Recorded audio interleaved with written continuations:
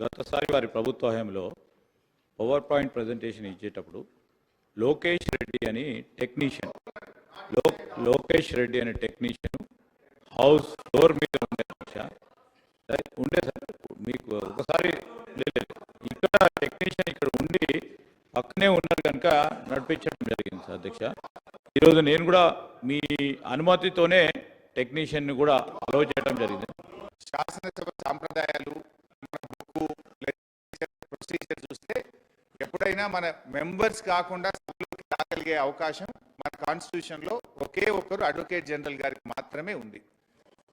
On the request of the speaker government only advocate general గారు వచ్చి ఈ శాసనసభలో ఒపీనియన్ ఇవ్వడానికి శాసనసభలో వారికి ప్రత్యేకంగా ఒక స్థానం కేటాయించబడి ఉంటుంది. కానీ నేను 25 ఏళ్ళుగా ఈ సభలో 20 ఏళ్ళుగా ఉన్నాం. అంతకుముందు కూడా మేము చూసాం అధ్యక్ష. ఏ రోజు కూడా ఒక టెక్నీషియన్ను నాన్ మెంబర్ను ఈ సభలోకి అలో చేసిన చరిత్ర లేదు అధ్యక్ష. దయచేసి కొత్త సాంప్రదాయాలు తేవద్దు. మంత్రి గారిని చేయమనండి ప్రజెంటేషన్. ఆ రోజు కేసీఆర్ గారు చేసినప్పుడు కూడా టెక్నీషియన్ లోపల సభలో లేడు, కేసీఆర్ గారు స్వయంగా చేశారు అధ్యక్ష. దయచేసి ఇప్పటికైనా ఈ రకమైనటువంటి రేపు ఎవరిని బట్టి వాళ్ళనే సభలోకి తెస్తాం అధ్యక్ష. ఇది పద్ధతి ఇది. ఎవరిని బట్టి వాళ్ళని సభలోకి తెచ్చి కూర్చోబెడితే సభ్యుల యొక్క శాంటిటీ కూడా దెబ్బతింటది. దయచేసి టెక్నీషియన్ బయటకు పంపి మంత్రి గారు ప్రజెంటేషన్ ఇవ్వాల్సిందిగా కోరుతున్నాం. హరీష్ రావు గారి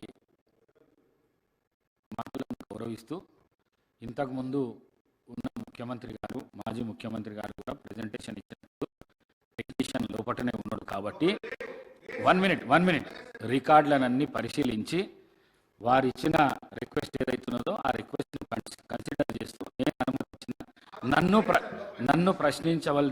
ప్రశ్నించొద్దని చెప్పేసి సభ్యులను చేయమంటారు సార్. సభ్యులు చేయండి. ఇది పూర్ణానది కదా.